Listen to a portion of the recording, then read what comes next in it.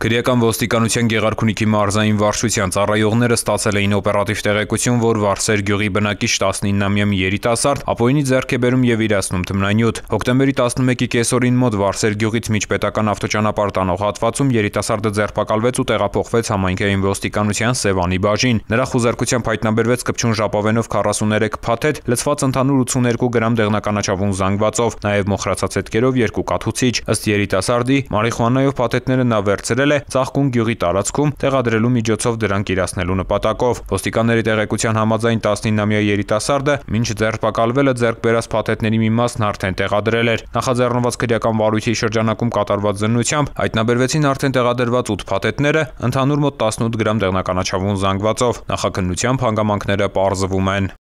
Ծանուցում ենթադրյալ հանցանքի մեջ կասկածվողը կամ մեղադրվողը համարվում է անմեղ, քանի դեռ նրա մեղավորությունը ապացուցված չէ Հայաստանի Հանրապետության քրեական դատավարության օրենսգրքով սահմանված կարգով, դատարանի օրինական ուժի մեջ մտած դատավճռով։